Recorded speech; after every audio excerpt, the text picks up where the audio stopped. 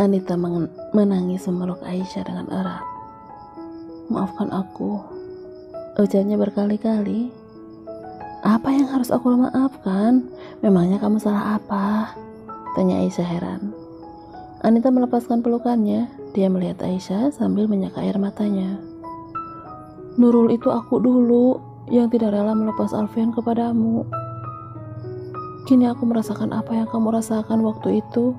Dipermalukan di hadapan semua orang, dihina dan direndahkan. Maafkan aku." Aisyah tersenyum. Orang yang baik bukanlah orang yang tidak pernah membuat kesalahan. Orang yang baik justru adalah orang yang pernah berbuat salah lalu memperbaikinya. Dan itulah dirimu sekarang. Perlakuanmu dulu kepadaku, aku sudah melupakannya. Kalau tidak, bagaimana kita bisa berteman baik seperti ini? Anita menyeka air matanya. "Aku sangat beruntung bisa mengenalmu. Terima kasih sudah melupakan semua perlakuan burukku kepadamu. Sudah memaafkanku dan mengajariku banyak hal." Nurul tertunduk ketika Amira menatapnya dengan marah. "Aku mengatakan semuanya kepadamu agar kamu tidak mengharapkan adikku lagi, karena dia sudah menentukan pilihannya dengan mantap memilih dokter Anita. Tapi kamu malah mendatangi dokter Anita dan marah-marah kepadanya." Amira terlihat sangat kecewa. Nurul menitikan air matanya.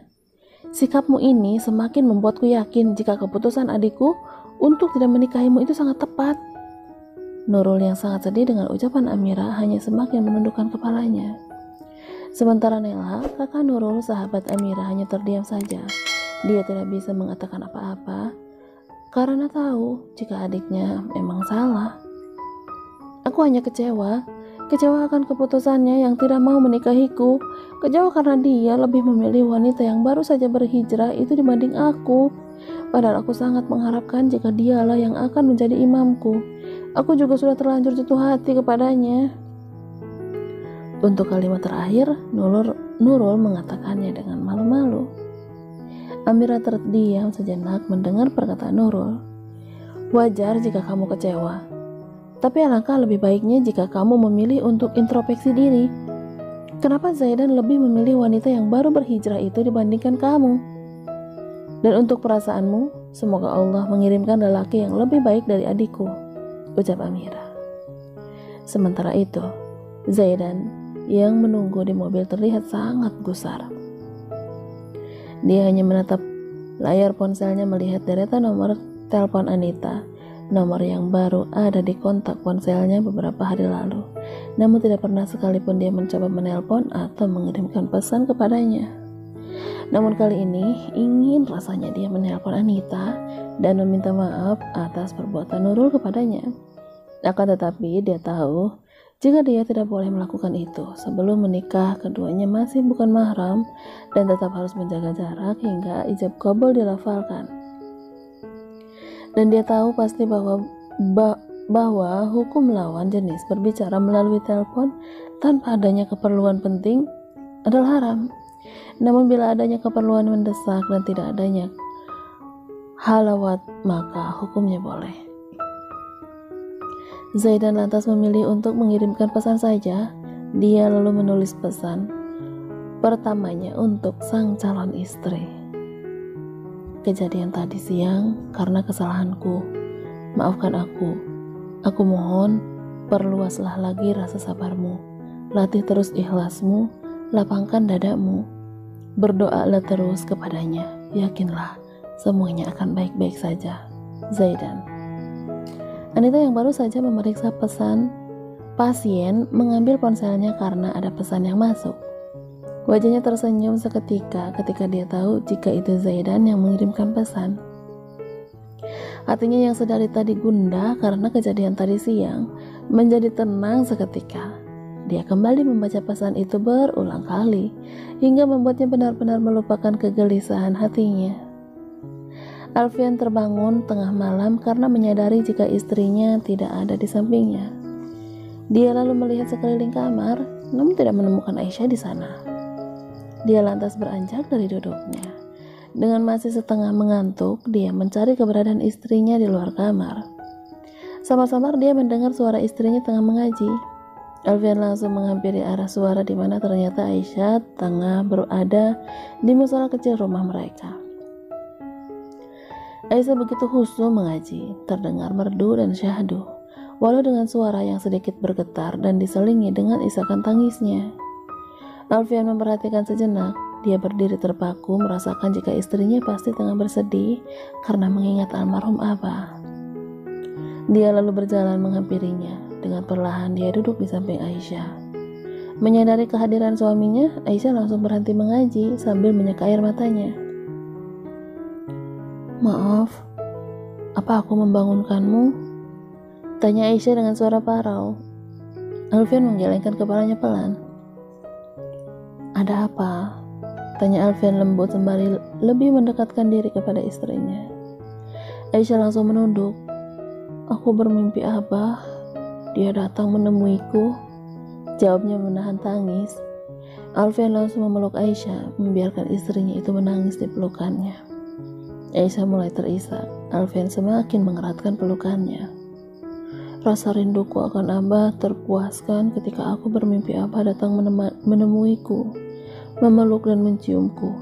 Dia juga memegang perutku dan ikut berbahagia atas kehamilanku. Aku sangat bahagia. Namun tiba-tiba aku terbangun dan menyadari itu semua hanyalah mimpi semata, tidak nyata." Aisyah semakin terisak. Alfian mencoba menenangkan istrinya. "Kepergian Abah membuatku mengerti jika rindu yang paling menyakitkan adalah kepada orang yang telah tiada." Keesokan harinya, Alfian nampak sibuk berjalan bolak-balik sambil bertelepon sambil sesekali memegang kepalanya. Dia tampak berbicara dengan serius dengan seseorang di ujung telepon. Aisyah yang sedang memasak sesekali memperhatikan suaminya. Melihat gelagat aneh sang suami, dia kemudian menghampirinya. "Nanti saya kabari lagi ya," ucap Alfian yang langsung menyudahi pembicaraannya melihat Aisyah berjalan mendekatinya. "Ada apa?" tanya Aisyah penasaran. "Tidak sayang, tidak ada apa-apa," jawab Alfian sambil mencoba untuk tersenyum. "Apa masakannya sudah matang? Aku lapar sekali," ucapnya lagi sambil menarik tangan Aisyah mengajaknya untuk berjalan menuju dapur. Aisyah menahan tangannya, membuat Alfian kaget. "Ada apa?" "Aku tahu ada sesuatu, katakan ada apa?" Alfian menarik napas. Dia tahu jika dirinya tidak bisa menyembunyikan apapun dari istrinya. "Sayang, sebenarnya aku harus ikut seminar kedokteran hari ini." "Seminar?" "Iya, seminarnya di luar kota dan waktunya cukup lama, kurang lebih 1 mingguan." Aisyah lantas tersenyum. "Jadi suamiku sedang bingung karena harus meninggalkan istrinya?" Alfian menghampiri istrinya lebih dekat. "Iya, dalam keadaan seperti ini aku tidak mungkin meninggalkanmu." "Pergilah, aku baik-baik saja." Alfian langsung menggelengkan kepalanya. "Tidak, aku berniat untuk tidak ikut seminar itu. Aku tidak mungkin meninggalkanmu dalam kondisimu seperti ini. Tubuhmu masih lemas karena kehamilanmu, juga kamu yang masih sering merasa bersedih." Aisyah kembali tersenyum.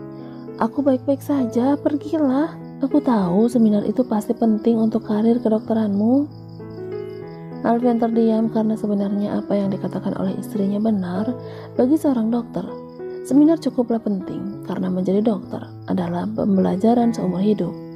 Setiap tahun para dokter memang diwajibkan untuk mengikuti perkembangan ilmu dengan mengikuti seminar dan workshop yang diadakan di berbagai kota ataupun universitas.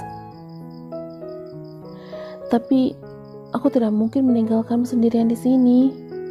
"Tidak apa-apa, aku berani sendirian di rumah." "Tidak," Alfian langsung menggelengkan kepalanya. "Tapi bagaimana kalau aku mengantarkan kamu dulu ke pondok? Jika kamu di sana, aku akan tenang meninggalkanmu. Di sana banyak orang yang menjaga dan mengurusmu." Aisyah mengangguk sambil tersenyum. "Baiklah." Alfian melihat jam tangannya.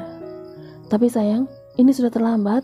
Jika kamu harus ikut seminar itu, aku harus berangkat sebentar lagi." Alfian panik. Aku akan bantu menyiapkan bajumu, tapi tidak ada waktu mengantarkanmu ke pondok. Hari ini dokter Anita katanya juga akan ke pondok, biar aku bareng dia saja. Syukurlah kalau begitu. Alfian terlihat lega. Tidak lama Alfian pergi, Anita datang menjemput Aisyah. Kini keduanya bersiap untuk pergi menuju kampung halaman Aisyah. Sepanjang perjalanan, Anita bercerita jika Zaidan mengirimnya pesan. Dari raut wajahnya, Aisyah bisa melihat jika sahabatnya itu sangat senang dan bahagia. Apa kamu tahu indahnya mencintai dalam diam? Karena ada sebagian orang yang lebih senang mendoakan daripada mengutarakan. Aisyah tersenyum sendiri. Anita langsung terlihat malu. Kamu tidak tahu jika dia mencintaimu. Dia tidak tahu jika kamu mencintainya. Namun Allah tersenyum melihat kalian yang diam-diam saling mendoakan. Ucap Aisyah lagi. Anita bertambah malu.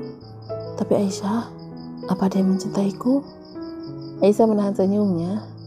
Dia yang mencintaimu selalu akan menemukan kelebihan dalam sejuta kekuranganmu, kebaikan dari sejuta keburukanmu.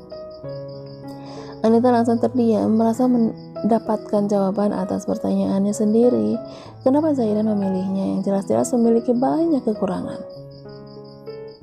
Umi menyambut kedatangan putrinya dengan bahagia. Begitu juga dengan saudara-saudaranya yang lain. Mereka bergantian memeluk Aisyah dengan penuh kasih sayang. Sementara Anita yang memang rutin berkunjung setiap minggu selain untuk menuntut ilmu juga untuk mengecek persediaan obat-obatan. Kadang juga dia harus memeriksa para santriawati yang memang menunggu dirinya untuk berobat. Seperti kali ini, mengetahui kedatangannya, beberapa santriawati langsung mengantri untuk diperiksa olehnya dengan beberapa keluhan ringan seperti pilek dan juga batuk. Menjelang sore, Anita pamit untuk pulang. Aisyah dan Lela juga Siti mengantarkannya sampai ke parkiran mobil. Tidak disangka, Zaidan juga ada di sana, sama seperti Anita.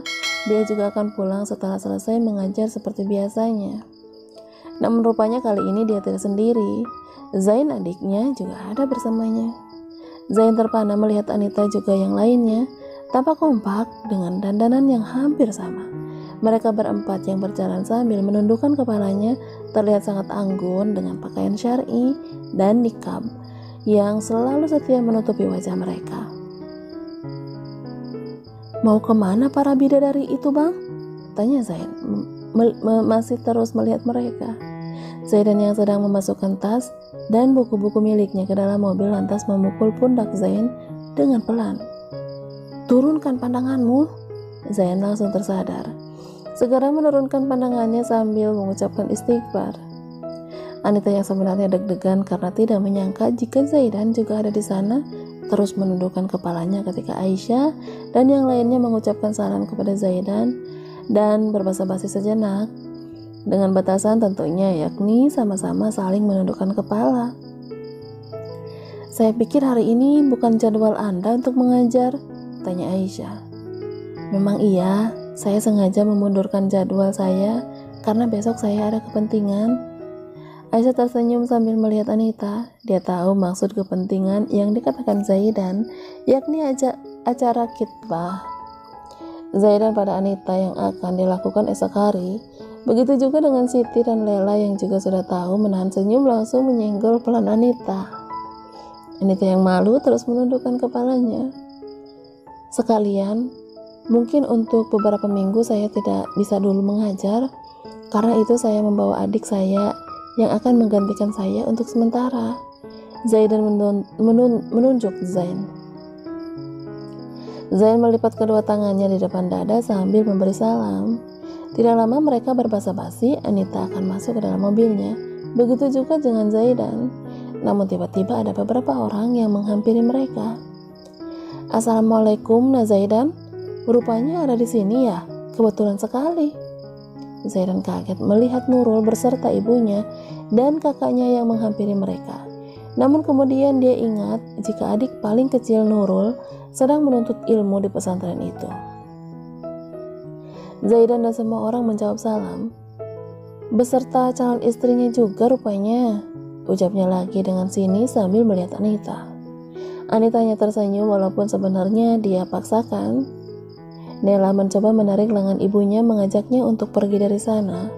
Namun tampaknya sang ibu masih ingin mengatakan sesuatu, sedangkan Nurul hanya terdiam saja tampak malu bertemu dengan Zaidan. Sayang sekali, Nak Zaidan lebih memilih wanita ini dibandingkan putri saya. Saya harap Nak Zaidan tidak salah pilih. Insya Allah tidak, saya yakin dengan pilihan saya. Oh ya, seharusnya Nak Zaidan cari tahu dulu masa lalunya sebelum mengatakan itu. Oh iya, ngomong-ngomong, apa Nak Zaidan tahu jika wanita ini pernah menjadi selingkuhan pria beristri? Semua orang tampak kaget mendengar perkataan Ibu Nurul, terlebih lagi dengan Anita yang langsung menahan tangisnya.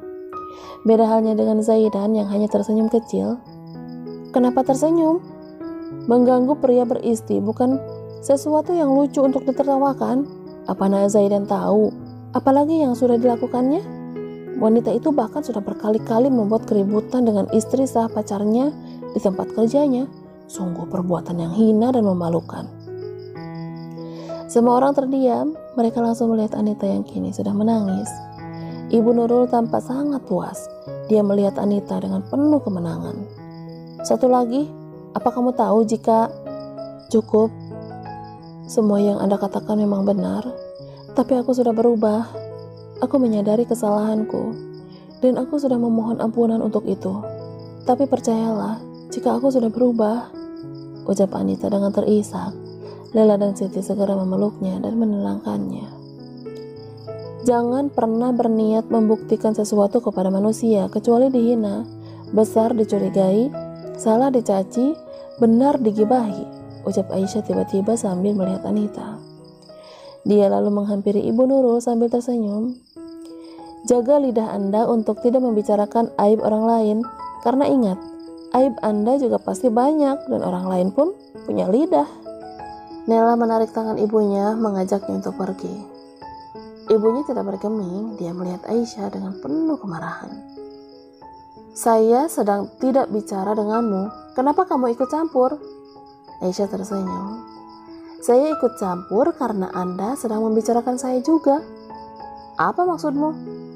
Saya adalah si istri sah yang Anda katakan tadi. Ibu Nurul tampak kaget, begitu juga dengan Nurul dan kakaknya.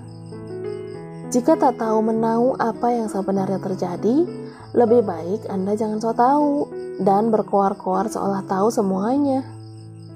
Saya mengerti perasaan Anda sebagai seorang ibu. Anda pasti sakit hati karena putri Anda tidak jadi dinikahi. Namun sebagai seorang yang beriman, Anda seharusnya juga tahu jika jodoh sudah Allah yang menentukan. Ustadz Zaidan bukan jodoh putri Anda. Sadari itu, dan alih-alih menyalahkan, mencari tahu kejelekan dan membuka aib seseorang, lalu mengatakan di hadapan banyak orang dengan maksud ingin membuatnya malu, lebih baik kalian introspeksi diri saja dulu. Sebelum mencari kesalahan orang lain, lebih baik lihatlah diri sendiri dulu. Karena bisa jadi kesalahan dan kekurangan kalianlah yang lebih banyak. Sebuah kekurangan yang membuat Ustaz Zaidan lebih mantap memilih wanita yang menurut Anda buruk itu dibandingkan putri Anda. Ibu Nurul terdiam. Dia langsung salah tingkah, sementara Nurul hanya semakin menundukkan kepalanya saja. Zaidan dan Zain tersenyum melihat Aisyah yang membalikkan situasi. Aisyah melihat Anita. Berhentilah menangis, tersenyumlah, karena ketika kamu dicela, dihina, dan direndahkan orang yang lain, janganlah bersedih, sesungguhnya orang itu sedang berbuat baik kepadamu dari dua sisi. Pertama, dia sedang menghadiahkan kebaikannya padamu. Aisyah melihat Nurul dan ibunya sampai tersenyum. Kedua, karena celaan dan hinaan yang kamu terima, Allah menghapuskan dosa-dosamu. Aisyah kembali melihat Anita. Ibu Nurul nampak sangat marah. Dia tidak terima dengan semua perkataan Aisyah. Namun dia tidak bisa mengatakan apapun lagi. Beruntung Nela menarik tangannya lagi mengajaknya pergi. Akhirnya, dia dan kedua anaknya bisa pergi dari sana dengan setengah terburu-buru karena tidak kuat menahan malu.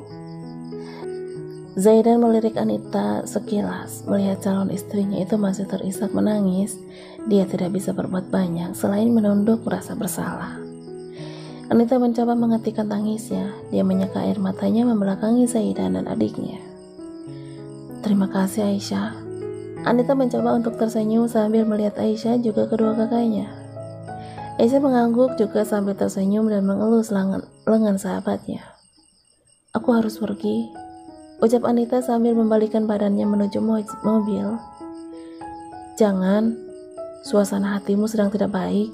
Sebaiknya nanti saja menunggu kamu lebih tenang sedikit. Lela mencegah Anita pergi. Siti dan Aisyah mengiyakan.